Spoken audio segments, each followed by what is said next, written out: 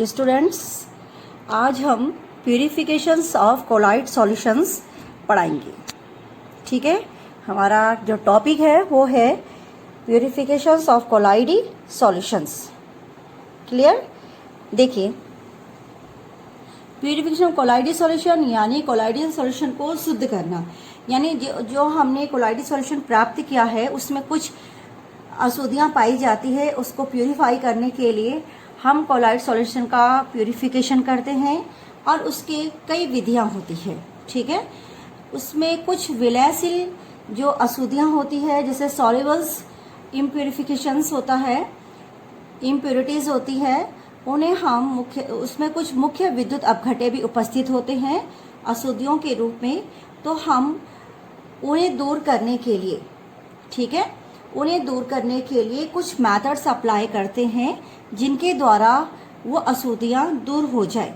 तो इसमें लिखिए, थोड़ा सा इंट्रोडक्शंस लिखाऊंगी मैं प्यूरिफिकेशन ऑफ कोलाइडी सॉल्यूशंस में। लिखिए, कोलाइडी विलयन में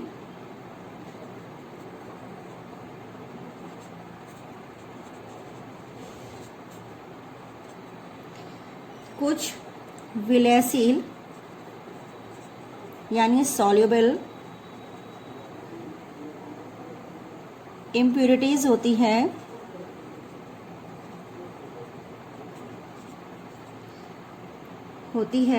जो मुख्यतः किस रूप में रहती है? मुख्यतः विद्युत अपघटे होते हैं।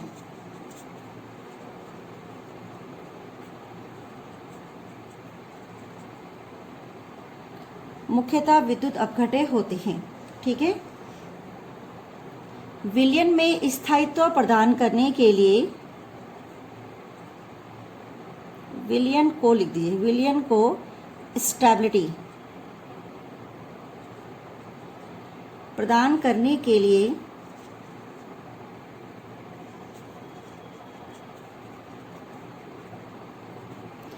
विद्युत अपघटे की इलेक्ट्रोलाइट सूक्ष्म मात्रा आवश्यक होती है।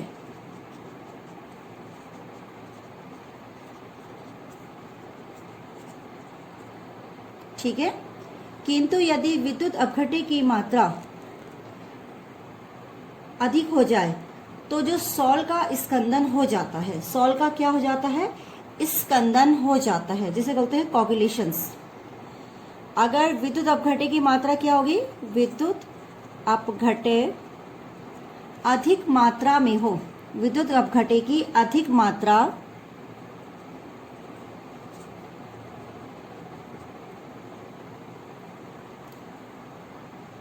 सॉल का स्कंदन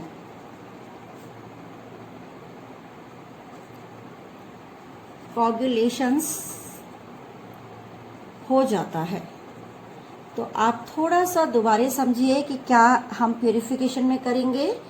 देखो, प्यूरिफिकेशन में क्या होता है, जो कोलाइडी विलयन होता है उसमें कुछ विलयशील सॉल्युबल इम्प्योरिटीज होती हैं जो मुख्यतः विद्युत अपघटे होते हैं। ठीक है, विलयन को स्टेबिलिटी प्रदान करने के लिए अगर ये ना मिलाया जाएगा तो स्टेबल नहीं होते हैं। तो इससे पहले मैंने आपको समझाया था कि विलयन को स्टेबिलिटी प्रदान करने के लिए विद्युत अपघटे इलेक्ट्रोलाइट की कुछ मात्रा उसमें आवश्यक होती है, परंतु यदि विद्युत अपघटे थोड़ा ज्यादा मात्रा में हो जाए तो वो सॉल का क्या कर देता है? स्कंदन कर देता है, यानी उस वक्त सॉल स्कंदित हो जाता है। तो हम ये कहना चाह रहे हैं इसमें कि वह प्रक्रिया जिसमें अधिक विद्युत अपघटे को स्थायित्व की स्थिति तक दूर किया जाता है उसे कोलाइडों का क्या कहते हैं? शुद्धिकरण कहते हैं। इसके निम्न मेथड से पहला मेथड आप करेंगे अपोहन, इसको बोलते हैं डायलिसिस। अपोहन मेथड्स यानी डायलिसिस। इसमें क्या करना है, मैं एक डायग्राम आपके लिए बना रही हूं। एक कंटेनर आपने लिया, ये रहा। इस कंटेनर में आपने, देखिए मैं एक यहाँ पे एपरेटस बांध दे रही हूँ, थोड़ा ध्यान से देखिएगा, ये रहा। इसमें ये दिख रहे हैं आपको छोटे छोटे से मैंने यहाँ पे बना रखे हैं। ये है आपके क्रिस्टलाइट्स या क्रिस्टलाव। और ऊपर की साइड दिख रहे हैं थोड़े ऐसा से करके, ये आपके हैं सॉल, ठीक है। और यहाँ से एक स्पेस खाली छोड़ रखा है, यहाँ पर ये क्या है, जल। जल यहाँ से आप अंदर रखेंगे, इसके भर देंगे। तो मैंने एक डायग्राम बनाया।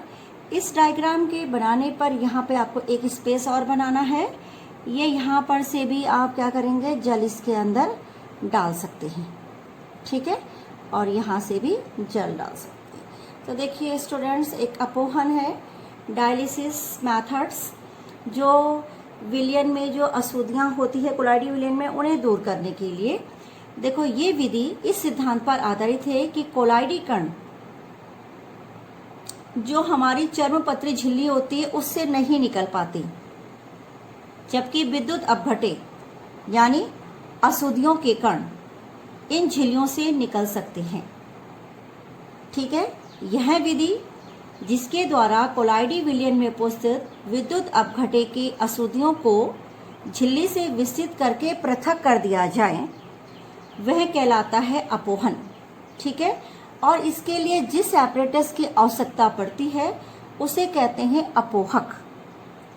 सिंपल है, आपने कोलाइडी विलयन लेना है जो किससे होगा, कोलाइडी विलयन किसी भी चर्मपत्री झिल्ली से नहीं निकल सकता, ठीक है, जिसमें कि क्या होते हैं, विद्युत अपघटे की अशुद्धियां होती है। तो हमने वह विधि जिसके द्वारा कोलाइडी विलयन में उपस्थित विद्युत अपघटे की अशुद्धियों को चर्मपत्र झिल्ली से विस्तृत करके पृथक कर दे, अपोहन क्रिया कहलाती है। तो लिखिए, इसके बारे में थोड़ा सा डिटेल में आपको लिखा लेती हूँ। यह विधि इस सिद्धांत पर आधारित है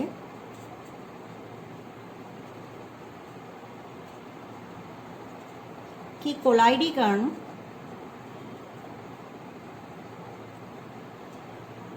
जंतु झिल्ली से नहीं निकल सकते,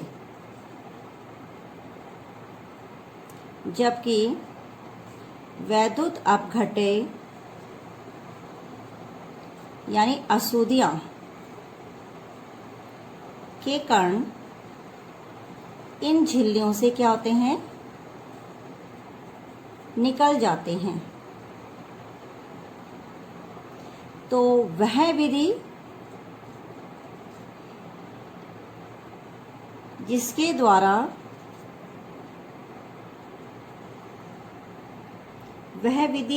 द्वारा कोलाइडी विलयन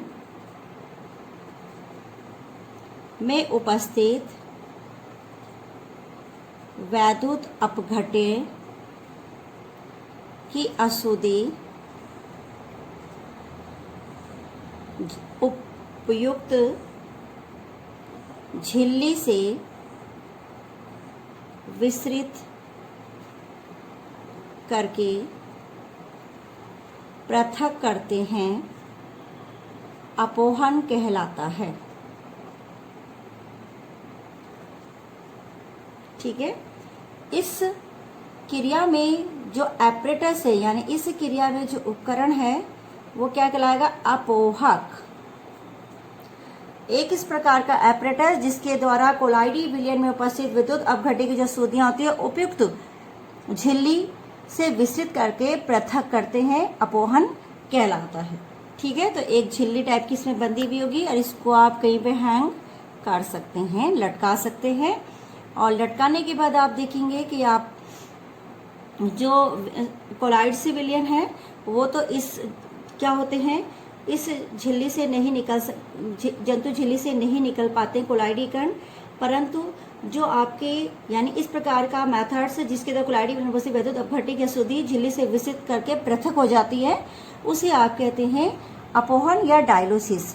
तो जिस बर्तन का इसमें इस्तेमाल करते हैं वो आपका क्या कहलाता है, अपोहक। यानी जंतु झिल्ली से बना हुआ जो थैला है, ये थैला जो आपको दिख रहा है ये जंतु झिल्ली से बना हुआ है और इसे आप अपोहक कहेंगे। अब मेथड क्या है, अपोहक को मैं ओरली समझा रही हूँ, आपको लिखने की जरूरत नहीं है। अपोहक को आप किसी जल से भरे हुए किसमें लटकाएंगे, किसी टब में लटका देंगे, और जो ताजे जल के प्रभाव से जो विद्युत अपघट्य है वो उसके कण क्या हो जाते हैं, इसमें निकल जाते हैं, एवं थैले में कोलाइडी विलयन बचा रहता। तो इसमें क्या होता है, केवल कोलाइडी विलयन बच जाएगा, बाकी क्या हो जाएगा, जल के साथ निकल जाएगा। क्लियर हो गया। तो ये आपका हो गया अपोहन। अब हम आते हैं नेक्स्ट, विद्युत अपोहन यानी इलेक्ट्रोलिसिस। ये भी सेम इसी प्रकार से है, तो इसको मैं केवल ओरली समझा रही हूँ। सेम इलेक्ट्रोलिसिस में आपको क्या करना है, डायग्राम से समझाती हूँ। इसका स्क्रीनशॉट लीजिए स्टूडेंट्स।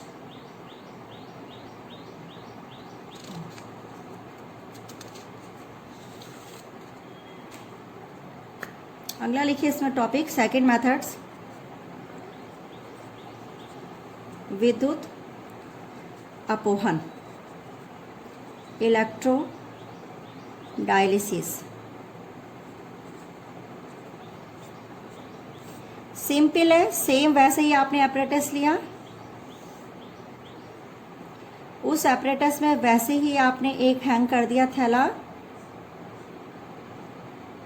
उस थैले में क्रिस्टला और कोलाइडिस कण अलग अलग है। यहाँ पे अंदर जल डाल के लिए स्पेस बना हुआ है, ऐसा ही स्पेस नीचे भी था, ये रहा, ठीक है। और इसमें जल आपने भर दिया। अब इसमें आप एक इलेक्ट्रोड लगा लीजिए, प्लेट इलेक्ट्रोड की एक इरी और एक इधर लगा लीजिए, ये ऋणात्मक से जोड़ दीजिए और ये पॉजिटिव से, ठीक है। और यहाँ पर आपकी रॉड दिख रही है। क्लियर हो गया। तो देखो, सामान्य जो अपोहन होता है, जो मैंने आपको पढ़ाया, ये वाला डायलिसिस, ये सामान्य है। इसमें जो होता है धीरे धीरे क्रिया होती है, किंतु इस क्रिया को अगर आप चाहते हैं तेजी से किया जाए तो आपको विद्युत अपोहन यानी इलेक्ट्रो डायलिसिस का इस्तेमाल करना होगा। और इसमें आपको कुछ नहीं करना, इसमें आपने विद्युत अपोहन में झिल्ली के बाहर, इसमें झिल्ली के बाहर आपने इलेक्ट्रोड्स लगा देने हैं, जिससे क्या होगा, अशुद्धि के कण जो हैं विपरीत आवेशित इलेक्ट्रोड्स की ओर चले जाएंगे। जब आप इलेक्ट्रिसिटी चार्ज करेंगे तो जो विद्युत जो आपके अशुद्धि के कण है वो विपरीत, यानी अशुद्धि अगर आपके पास धनात्मक कण है तो वो ऋणात्मक इलेक्ट्रोड की ओर जाएंगे, और जो ऋणात्मक कण है वो धनात्मक इलेक्ट्रोड की ओर चले जाएंगे, तथा जल में और तथा वो क्या करते हैं, जल में चले जाएंगे। इस प्रकार से ये सिंपल सा विद्युत अपोहन इलेक्ट्रो डायलिसिस है। अब आता है इसमें तीसरा मेथड्स, अल्ट्रा फिल्ट्रेशन।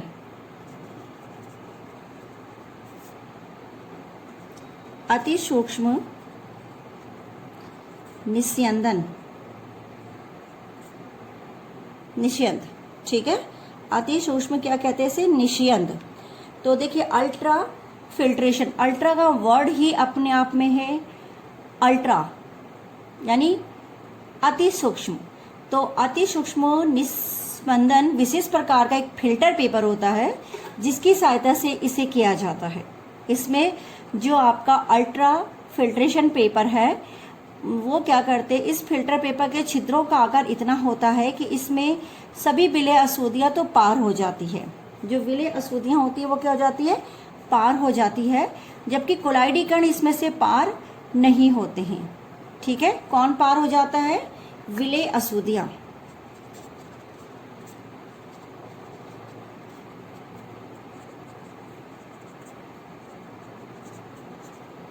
कोलाइडी कण पार नहीं होते, जबकि कोलाइडी कण कहते हैं पार नहीं होते। इस फिल्टर पेपर को सामान्य फिल्टर पेपर के कणों का आकार घटाकर बनाते हैं। जो बना हुआ होता है अति सूक्ष्म निस्यंदन यानी अल्ट्रा फिल्टर पेपर, इसमें जो होता है सामान्य फिल्टर पेपर के कणों का आकार क्या होता है, घटाकर बनाते हैं, ठीक है। और इस प्रकार से हम क्या करते हैं, जो कोलाइडियन विलियंस होते हैं उन पे एक विशेष प्रकार के सामान्य फिल्टर्स को एक विशेष प्रकार कोलाइडियंस विलियन जो अल्कोहल और ईथर के मिश्रण में 4% नाइट्रोसेलुलोज का विलियन होता है में डुबोते हैं।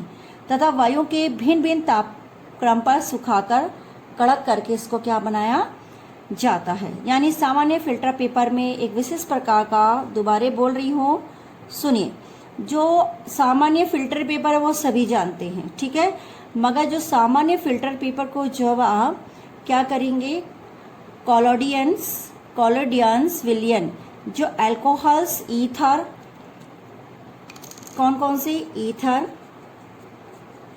प्लस अल्कोहल, ठीक है, और प्लस उसमें 4% नाइट्रोसेल्यूलोज, इन सब का जो मिक्सचर है के विलियन में क्या करते हैं, डुबाने पर अल्ट्रा फिल्ट्रेशन पेपर प्राप्त होता है, ठीक है। इसे क्या करना होता है, जब इसको डुबोते हैं तो वायु में भिन्न भिन्न तापक्रम पर इसे सुखाकर क्या बना लेते हैं, हार्ड बना लेते हैं, और उसको हम इसमें मेथड्स में यूज करते हैं, ठीक है। जिस वजह से केवल विलयशील अशुद्धियां पार हो जाती है, कोलाइडी कण पार नहीं हो पाते हैं। तो 3 मेथड्स मैंने आपको बताया, एक अपोहन डायलिसिस, इलेक्ट्रो डायलिसिस और अल्ट्रा फिल्ट्रेशंस, ठीक है।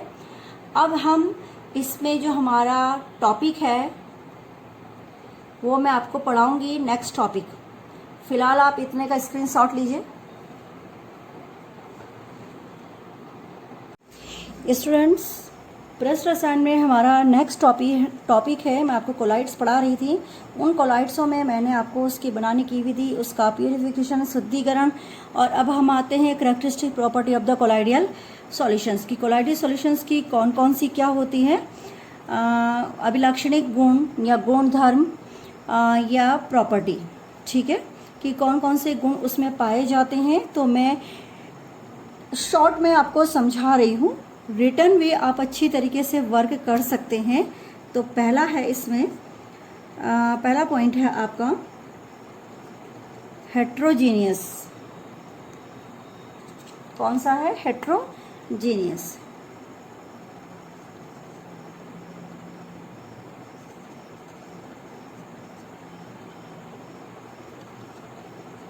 हेट्रोजीनियस नेचर, इसको कहते हैं बिस्मांग प्रकृति। कि बिस्मांग प्रकृति क्या होती है, यानी हेट्रोजीनियस नेचर क्या होता है। तो हेट्रोजीनियस नेचर है कि बिस्मांगता, साफ नाम से ही पता चल रहा है कि बिस्मांगता किसे कहते हैं। यानी कोलाइडी विलियन अपने आप में क्या है, बिस्मांग प्रकृति रखता है। इसमें कितने फेसेस होते हैं, 2 फेस। पहला फेस होता है, 2 फेसेस होते हैं। फर्स्ट है आपका परिक्षिप्त प्रावस्था और परिक्षेपण माध्यम। परिक्षेपण माध्यम, डिस्पर्स्ड मीडियम, ठीक है। तो परिक्षेप माध्यम, इसको DMB कहते हैं, डिस्पर्स्ड मीडियम। पॉइंट 2, परिक्षिप्त प्रावस्था यानी DP, डिस्पर्सन मीडियम, ठीक है। तो 2 चीज़ें होती है, और ये दोनों चीज़ों में अगर आपका जो कोलाइड्स कण होता है अगर उसका विलय का कण 1 नैनोमीटर से लेके 1000 नैनोमीटर्स के मध्य होता है तो कोलाइडियल होता है। दिखने में दूर से ऐसा लगता है कि ये पूरा का पूरा समांग मिश्रण है, मगर जब इसे सूक्ष्मदर्शी से देखते हैं तो ये अलग अलग दिखाई देते हैं। तो ये कहलाता है आपका बिस्मांग नेचर का। कोलाइडी विलियन बिस्मांग नेचर होता है। इसमें 2 फेसेस होते हैं, एक DM और एक DP। अब आते हैं हम सेकंड टिंडल इफेक्ट में। किस में आते हैं, टिंडल इफेक्ट, ठीक है। ये आपने हाई स्कूल में भी पढ़ा है कि टिंडल इफेक्ट क्या होता है। देखो, टिंडल इफेक्ट हमें, जब हम अंधेरे कमरे में जाते हैं तो हमें क्या होता है, प्रकाश की किरणें अंधेरे कमरे में दिखती है। वो हवा के साथ रहने वाले जो धूल के कण होते हैं वो प्रकाश के मार्ग में पड़ते हैं और चमकने लगते हैं, ठीक है। जब प्रकाश किरण शुद्ध जल या नमक के विलयन में से प्रवाहित की जाती है तो जो प्रकाश का मार्ग होता है, जो प्रकाश की किरण का जो मार्ग होता है वो अदृश्य होता है, दिखाई नहीं देता है। देखो, जैसे मैं यहाँ पे एक डायग्राम बना रही हूँ, ये डायग्राम मैं आपको समझाने के लिए बना रही हूँ, इससे आप और बेटर बना सकते हैं। यहाँ पर एक छिद्र टाइप का है और यहाँ से प्रकाश की किरणें इसमें जा रही है, ठीक है। तो ये ऐसे करके यहाँ पर ऐसे शंकु के रूप में मुड़ जाएगी और ये यहाँ से ऐसे शंकु के रूप में मुड़ जाएगी। तो जैसे यहाँ पे शंकु के रूप में ये मुड़ी, तो फिर ये दोबारा से ऐसे करके क्या हो जाती है, बाहर निकल जाती है इस टाइप से, ठीक है। यहाँ पर आपका कोलाइडी विलयन है, ठीक है। ये क्या है, कोलाइडी विलयन। और यहाँ पर क्या है, जहाँ पर आपको दिख नहीं रहा है वो हिस्सा क्या है, अंधेरा, अंधेरे में। और ये आपका एक क्या बन गया, शंकु बन गया, टिंडल शंकु, ठीक है। तो मैं इसके बारे में आपको बताती हूँ कि जब प्रकाश की जो किरणें होती है, ठीक है, ये ऐसे करके इसमें जा रही है। जब प्रकाश की किरणें अंधेरे कमरे में, जब प्रकाश की किरणें पड़ती है तो कमरे में हवा के साथ धूल के कण रहते हैं। वो धूल के कण प्रकाश के मार्ग, मतलब प्रकाश मार्ग में पड़ते ही क्या हो जाता है, जैसे इसमें लाइट पड़ती है तो वो चमकने लगते हैं। परंतु ये जब हम प्रकाश की किरण को, यानी जो लाइट्स होती है, जब हम कोलाइडी विलयन में से प्रवाहित करते हैं तो उस वक्त ये क्या होता है, नमक के विलयन में जब प्रवाहित करते हैं तो जो होता है, प्रकाश का जो मार्ग होता है वो आपको दिखाई नहीं देगा, वो अदृश्य हो जाएगा। केवल वो दिखाई तब देता है जब आप उसे धूल के कण पे डालते हैं तो धूल के कणों का मार्ग दिखाई देता है, मगर कोलाइडी विलयन पे वो नहीं दिखा, अदृश्य हो जाता है। अदृश्य मतलब दिखाई नहीं देता।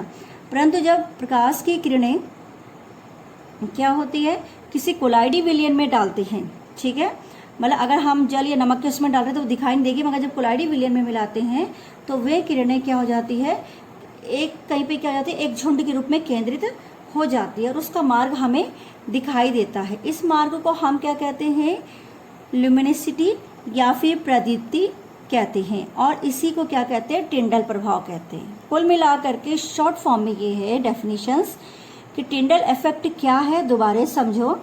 अगर हम प्रकाश की किरणों को किसी बंद कमरे में, जब प्रकाश की किरणें पड़ती है तो जो उसमें धूल के कण होते हैं वो प्रकाश के मार्ग में चमकने लगते हैं, यानी प्रकाश का मार्ग पड़ते वो धूल के कण चमकने लगते हैं, ठीक है। अगर हम किसी नमक के विलयन में या शुद्ध जल के विलयन में जब हम इन प्रकाश की किरणों को डालते हैं तो ये प्रकाश का जो मार्ग होता है वो दिखाई नहीं देता। क्लियर है। अब इसमें क्या होता है, मगर जब हम कोलाइडी विलयन किसी टब में भर रहे हैं, से टब दिखाया मैंने, कंटेनर्स, और उसमें आपने कोलाइडी विलयन भरा, तो जो प्रकाश की किरणें हैं वो कोलाइडी विलयन पर क्या जाती है, केंद्रित की जाती है। तो इसका मार्ग क्या होता है, आपको दिखाई देता है। देखो ये यहाँ पे दिखाई दे रहा है। तो प्रकाश की किरण के इस मार्ग को जो प्रतिदीप्ति दिखाता है, प्रतिदीप्ति को ही क्या कहते हैं, टिंडल इफेक्ट कहते हैं, ठीक है। और ये क्या होता है, कोलाइडी कणों द्वारा प्रकाश के प्रकीर्णन के कारण होता है। टिंडल प्रभाव प्रकाश के प्रकीर्णन के कारण होता है, ठीक है। तो इस प्रकार से टिंडल इफेक्ट है, ठीक है। तीसरी प्रॉपर्टी इसकी आती है ब्राउनी गति।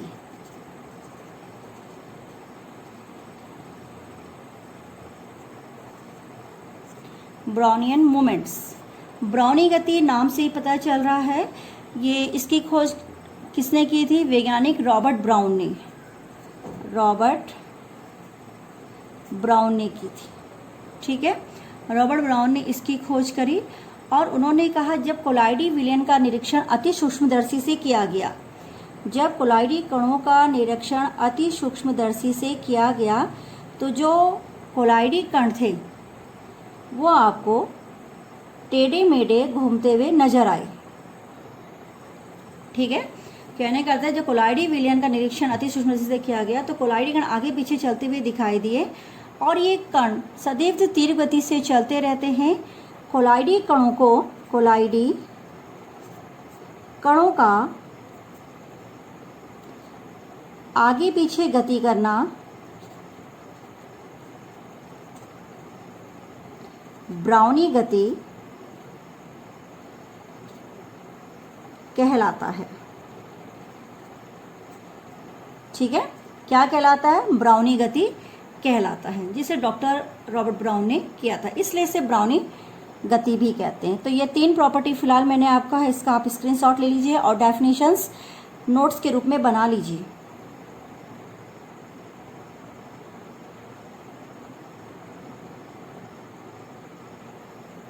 अच्छा, अगर क्वेश्चन आए ब्राउनी गति क्यों होती है, तो ब्राउनी गति होने का क्या कारण है, तो आप लिखेंगे कोलाइडी कण सदा चारों ओर प्रक्षेपण माध्यम के अणुओं से टकराते हैं। अणुओं के टकराने के कारण कोलाइडी कणों के प्रक्षेपण माध्यम यानी डिस्पर्शन मीडियम के अणुओं के टकराने पर ब्राउनी गति होती है। किसके? प्रक्षेपण माध्यम के अणुओं के टकराने पर ब्राउनी गति होती है। ये आपके लिए एक इम्पॉर्टेंट पॉइंट है, इसे आप नोट कीजिएगा। जब आप नोट्स बनाएंगे तो ये पॉइंट भी आप उसमें लिखेंगे। क्लियर हो गया? अब हम आते हैं नेक्स्ट टॉपिक में, नेक्स्ट प्रॉपर्टी में। ब्राउनी गति के बाद 3 प्रॉपर्टियों के बाद अगला है वैद्युत कण संचलन।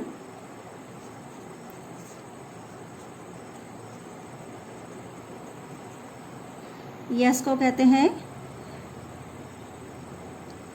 इलेक्ट्रोफोरेसिस।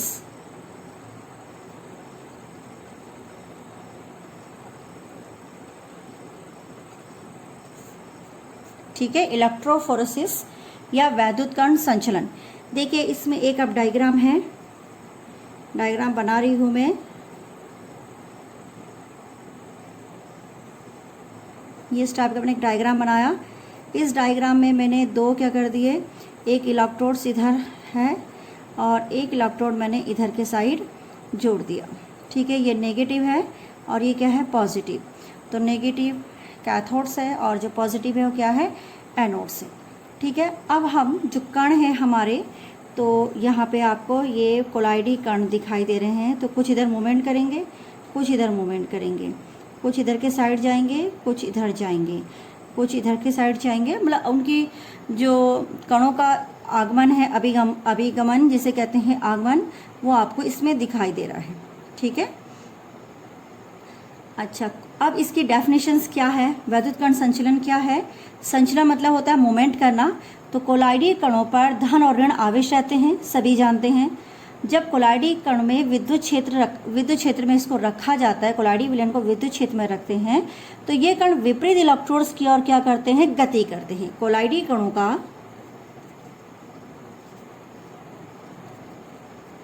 विपरीत इलेक्ट्रोड की ओर गति करना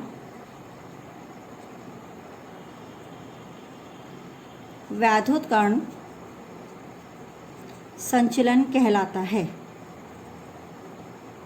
या इलेक्ट्रोफोरेसिस कहलाता है। ठीक है, अब देखो, और वो आपस में एक दूसरे कण विपरीत वाले आवेश वाले इलेक्ट्रोड्स की ओर जब चलने लगते हैं तो वो पहुंचकर वहां क्या होता है? उदासीन हो जाते हैं, जिससे उनका क्या हो जाता है?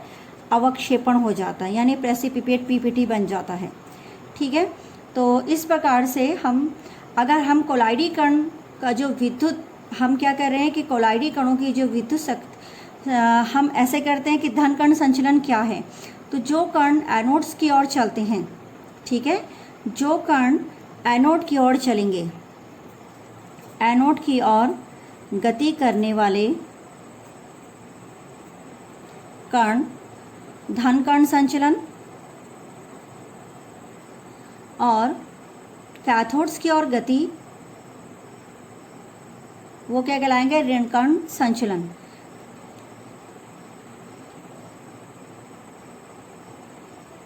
देखिए, कोलाइडिस कण में विद्युत शक्ति के बल से इस प्रकार का अभिगमन धन कण संचलन कहलाता है। ये कण एनोड्स की ओर जो गति करते हैं और वहां पहुंचकर उदासीन हो जाते हैं, तो कोलाइडी कणों की विद्युत शक्ति के आधार पर अभिगमन को हम धन कण संचलन कहलाते हैं। ठीक है, ये केवल कैथोड्स की गति को क्या करता है? प्रकट करता है। अब अगर हम ऋण कण संचलन है, तो ऋण कण संचलन में क्या होगा आपका कि जो कैथोड्स की ओर गति करेंगे वो ऋण कण संचलन कहलाएगा। ठीक है, एनोड से गति करने वाले कण धन कण संचलन कहलाते हैं। तो इस प्रकार इसलिए इसको वैद्युत कण संचलन कहते हैं, क्योंकि इसमें हम एक प्लैटिनियम का क्या है आपके पास, एक यू आकर की नली है और इसके दोनों ओर प्लैटिनियम इलेक्ट्रोड्स होते हैं, ये दोनों के दोनों।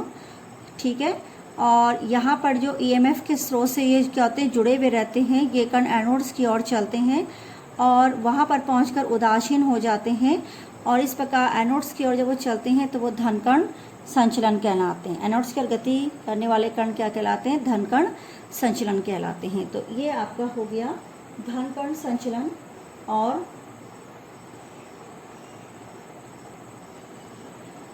ऋण कण संचलन। ठीक है, तो कोलाइडी कणों का विपरीत इलेक्ट्रॉन्स की गति करना वैद्युत कण संचलन के अंदर आता है। और इसमें हम दूसरा टॉपिक पढ़ते हैं, मतलब जो इसमें आता है कि धन आवेशित सॉल, कुछ मुख्य आवेश जो मुख्य सॉल है वो ये हैं। जैसे आप बोलेंगे धन सॉल, धन आवेशित सॉल, इसी में मैं आपको समझा देती हूँ। उनके नाम है FeOH whole thrice, AlOH whole thrice, धातु हाइड्रोक्साइड। ठीक है, और ऋण आवेशित सॉल।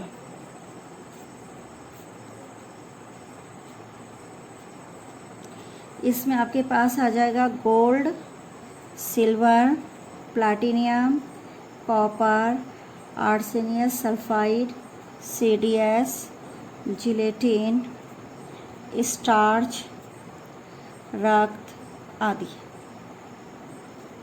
ठीक है, तो कई प्रकार के क्वेश्चंस इससे बनाए जाएंगे, तो आप इसे नोटबुक में अच्छी तरीके से एक एक क्वेश्चंस को अच्छी तरीके से आप इसमें समझेंगे कि किस प्रकार से बनता है। ठीक है, अब आते हैं अगली प्रॉपर्टी में इसकी स्कंदन, कोगुलेशंस।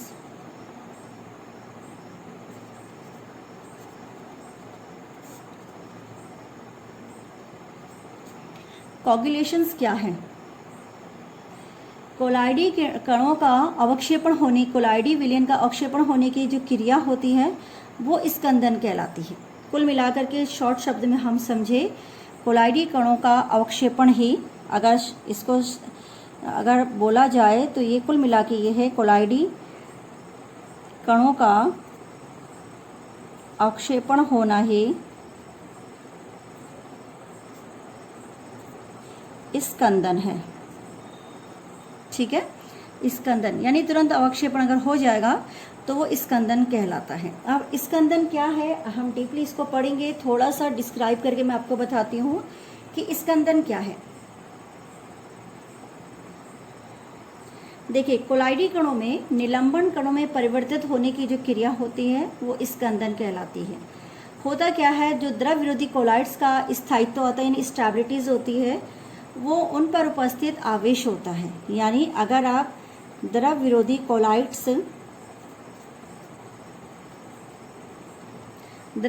कोलाइड्स का जो स्टेबिलिटी होती है वो उन पर उपस्थित आवेश पर होती है, उन पर उपस्थित आवेश होता है। ठीक है, ये किसी प्रकार, इस प्रकार से आवेश को समाप्त कर दिया जाए, यदि हम किसी भी प्रकार से आवेश को समाप्त कर दें तो ये कण आपस में टकराकर क्या बना देते हैं, एक बड़ा कण क्या कर देते हैं, बड़ा कण बना देते हैं, यदि हम उसके आवेश को समाप्त कर दें। ठीक है, बड़ा कण बना देते हैं तथा वह अवक्षेपित होकर के क्या बैठ जाता है, नीचे की ओर बैठ जाता है। जो बड़ा कण होता है वो अवक्षेपित होकर के क्या होता है, नीचे की ओर बैठ जाता है। दूसरी भाषा में स्कंदन एक जमना है। ठीक है, तो कोई भी जमने की जो प्रोसेस होती है वो सब के सब क्या कहलाती है, स्कंदन कहलाती है। तो इसमें आपके पास स्कंदन में हम यही समझाएंगे आपको कि जो कोई भी कोलाइडी कण होता है उसका अवक्षेपण होना स्कंदन कहलाता है, और जो उसका स्टेबिलिटीज़ होती है, द्रव विरोधी कोलाइड्स की जो स्टेबिलिटी होती है उसके आवेश पर निर्भर करती है। ठीक है, यदि हम आवेश को कम या क्या कर दें, समाप्त कर दें, तो विलयन का स्थायित्व जो होता है वो क्या हो जाता है, विलयन का जो स्थायित्व है वो आपस में क्या हो जाता है, कम हो जाता है और छोटे कण मिल करके एक बड़ा कण बना देते हैं। इस प्रकार कोलाइडी कणों का आकार का बढ़ना भी स्कंदन कहलाता है। अगर हम दूसरी भाषा में समझें तो कोलाइडी कणों का बढ़ना, कोलाइडी कणों का बढ़ना स्कंदन कहलाता है। मान लीजिए ये छोटे छोटे से पॉइंट्स है जो स्कंदन की डेफिनेशंस के लिए है। ये सभी एक ही भाषा बोल रहे हैं कि कोलाइडी कणों का अवक्षेपण होना स्कंदन कहलाता है। द्रवरोधी कोलाइड्स में जो स्टेबिलिटी होती है वो उसके आवेश पर आवेश उपस्थित आवेश के कारण होती है। यदि कोई एक बड़ा कण छोटे छोटे कण आपस में मिल जाए और उनके आवेश को खत्म करके बड़े कण का निर्माण कर दें तो वो अवक्षेपित हो जाता है। तो कोलाइडी कणों का बढ़ना ही क्या कहलाता है, स्कंदन कहलाता है। ठीक है, एक सीमा तक वो बढ़ता है और उसके बाद वो अवक्षेपित हो जाता है। तो इसका एक एग्जांपल्स मैं आपको समझाती हूँ कोगुलेशंस का।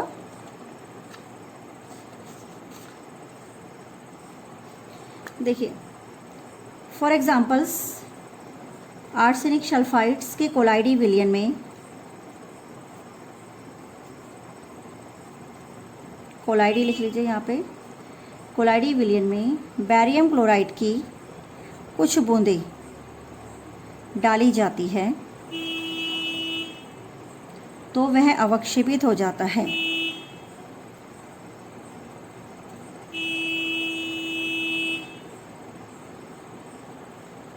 ठीक है, और बैरियम का पॉजिटिव आयंस या धन आवेश आर्सेनिक सल्फाइड के ऋण आवेश को उदासीन कर देता है। ठीक है, जब इन कणों पर कोई आवेश नहीं होता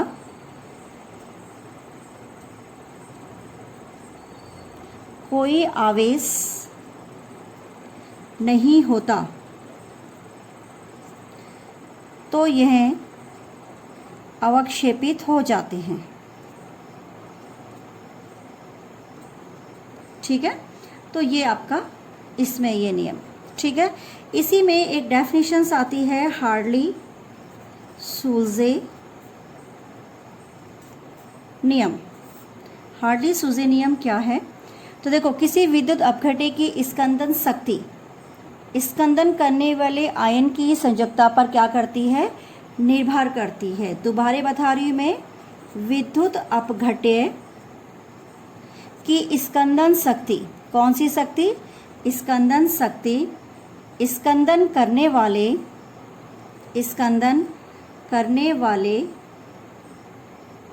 आयन की संयोजकता पर क्या करती है, निर्भर करती है। संयोजकता पर निर्भर करती है। जितनी स्कंदन करने वाले आयन की अधिक संयोजकता होती है उतनी ही उसकी स्कंदन शक्ति भी होती है। यानी संयोजकता जितनी ज़्यादा होगी, सपोज 3 आयन है, फिर 2 आयन है और +1 आयन है, तो इसकी स्कंदन शक्ति इस प्रकार से होगी। एल्युमिनियम 3 पॉजिटिव, बैरियम 2 पॉजिटिव और सोडियम 1 पॉजिटिव। तो विद्युत अपघट्य की स्कंदन करने वाले आयन की संख्या पर निर्भर करती है। ठीक है, जितनी अधिक होगी उसकी स्कंदन क्षमता भी उतनी होगी। स्कंदन क्षमता उतनी अधिक होगी। ठीक है, जितनी संयोजकता होगी।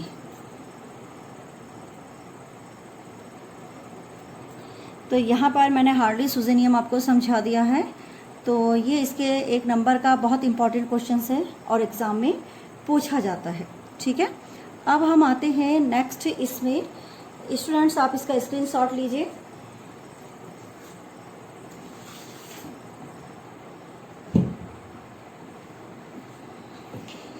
देखिए, ये आ गया आपका। अब आते हैं रक्षी कोलाइड्स में।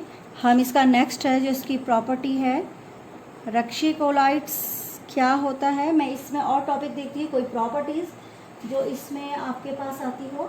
इसमें रक्शीकोलाइट्स है, रक्शीकोलाइट्स मैं आपको कराती हूँ। उसके पायस जो है वो सिलेबस से इस बार रिड्यूस कर दिया गया है, तो आप लिखिए नेक्स्ट टॉपिक अपना रक्शीकोलाइट्स, ठीक है।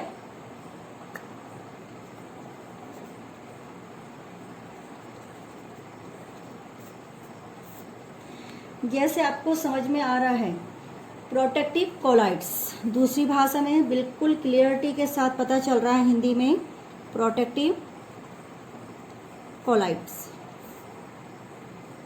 ठीक है। देखिए, प्रोटेक्टिव मतलब किसी को प्रोटेक्ट करना, वो कहलाता है प्रोटेक्टिव कोलाइट्स। तो दूसरी भाषा में जैसे आपको समझ में बिल्कुल आ रहा होगा कि ये क्या चीज़ होती है, तो यहाँ पर आपको मैं प्रोटेक्टिव कोलाइट्स के बारे में समझाती हूँ कि क्या है। अगर हम किसी द्रव स्नेही कोलाइट्स की कुछ मात्रा की उपस्थिति में द्रव विरोधी कोलाइट्स को बढ़ा देते हैं, तो द्रव स्नेही कोलाइट्स में द्रव विरोधी कोलाइट पर विद्युत अपघट्य जो विलयन होता है उसका स्कंदन कम हो जाता है। हम दूसरी भाषा में ये कह सकते हैं कि जो द्रव स्नेही कोलाइट्स है की उपस्थिति में द्रव विरोधी कोलाइट्स विद्युत अपघट्य के स्कंदन से उसके रक्षण को क्या करती है, उसकी रक्षा करती है, ठीक है। इसका मतलब रक्शीकोलाइट्स क्या है, अगर आप शॉर्ट में इसको बोलेंगे तो रक्शीकोलाइट्स वह कोलाइट्स होता है। स्टूडेंट्स देखिए, रक्शीकोलाइट यानी किसी की रक्षा करना, तो किससे रक्षा करना है, उसके स्कंदन होने से उसकी रक्षा करना है। तो हम ये कहेंगे कि द्रव स्नेही कोलाइट का एक विशेष गुण होता है कि वो द्रव विरोधी कोलाइट का क्या करता है, रक्षण करता है। द्रव स्नेही कोलाइट्स की उपस्थिति में जो द्रव विरोधी कोलाइट्स होते हैं उनका क्या होता है, स्थायित्व बढ़ जाता है, क्योंकि उनमें द्रव स्नेही कोलाइट्स जो है द्रव विरोधी कोलाइट की स्कंदन से क्या करते हैं, रक्षा करते हैं। कौन, द्रव स्नेही कोलाइट्स किसकी रक्षा करते हैं, द्रव विरोधी कोलाइट्स की। द्रव स्नेही कोलाइट्स की उपस्थिति में द्रव विरोधी कोलाइट का जो होता है स्थायित्व बढ़ जाता है। मेन पॉइंट आपने ये समझा, द्रव स्नेही कोलाइट्स की उपस्थिति में द्रव विरोधी कोलाइट्स का स्थायित्व बढ़ जाता है, यानी उसकी स्टेबिलिटी बढ़ जाती है, क्योंकि द्रव स्नेही कोलाइट्स द्रव विरोधी कोलाइट्स की उपस्थिति में उसके स्थायित्व को बढ़ा देती है, और द्रव स्नेही कोलाइट द्रव विरोधी कोलाइट को स्कंदन से क्या करता है, रक्षा करता है। द्रव स्नेही द्रव विरोधी कोलाइट्स को द्रव स्नेही द्रव विरोधी कोलाइट्स की स्कंदन से रक्षा करता है, ठीक है। अगर वो उसकी रक्षा कर रहा है तो उसके लिए वे रक्षण कहलाता है। यह क्रिया क्या कहलाती है, उसके लिए रक्षण कहलाती है। यानी अगर आप दूसरी भाषा में समझें तो द्रव स्नेही कोलाइट्स को द्रव विरोधी कोलाइट में विद्युत अपघट्य की अल्प मात्रा मिलाने पर स्कंदन हो जाता है। कुल मिलाकर के मैं दूसरे शब्द में आपको ये समझा रही हूँ कि द्रव स्नेही कोलाइट्स को रक्शीकोलाइट्स में द्रव स्नेही कोलाइट्स को रक्शीकोलाइट्स में विद्युत अपघट्य की अल्प मात्रा मिलाने पर उसका क्या हो जाएगा, स्कंदन हो जाएगा, ठीक है। परंतु यदि आप क्या करेंगे, उसमें कुछ क्या मिला देंगे, जिलेटिन्स यानी द्रव स्नेही कोलाइट्स मिला देंगे, तो विद्युत अपघट्य की उतनी मात्रा उसका स्कंदन नहीं करने देती, ठीक है। द्रव स्नेही द्रव विरोधी का स्कंदन नहीं करने देती विद्युत अपघट्य मिलाने पर,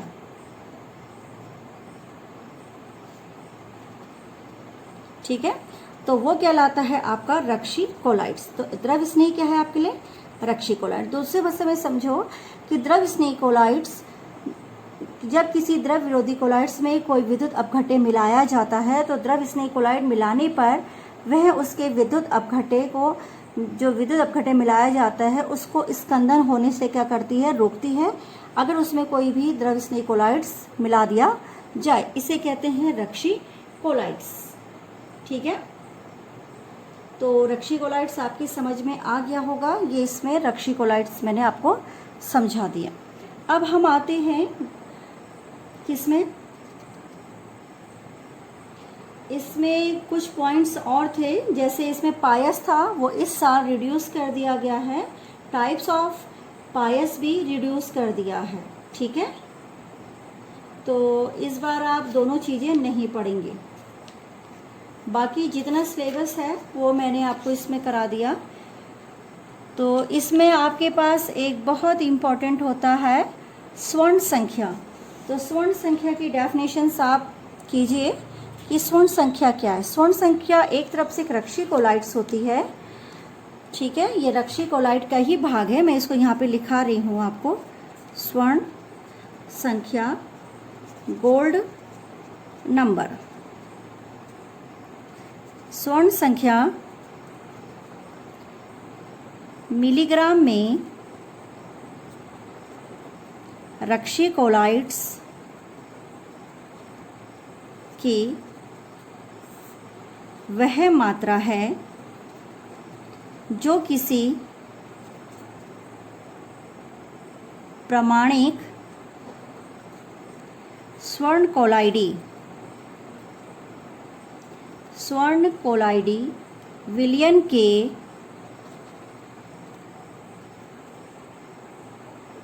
10 मिलीलीटर में उपस्थित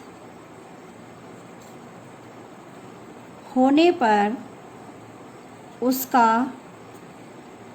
1 मिलीलीटर 10% NaCl विलयन द्वारा स्कंदन होने से रोकती है। सेम वही है जो रक्षी कोलाइड्स होता है, रोकती है। तो ये डेफिनेशन एज इट इज़ आपको याद करनी होती है गोल्ड्स नंबर की। ठीक है, तो आपको मालूम ही हो गया है कि कोई भी द्रव विरोधी कोलाइड्स में कुछ द्रव स्नेह कोलाइड मिलाने पर वह उसके स्थायित्व प्रदान करती है और उसको स्कंदन होने से रोकती है। तो जो उसमें द्रव विद्युत अपघट्य मिलाया जाता है, ठीक है, विद्युत अपघट्य मिलाने पर स्कंदन प्रभाव को रोकने के लिए रक्षी कोलाइड्स द्रव स्नेह कोलाइड्स होता है। क्लियर हो गया? तो ये टॉपिक्स आपका कंप्लीट है।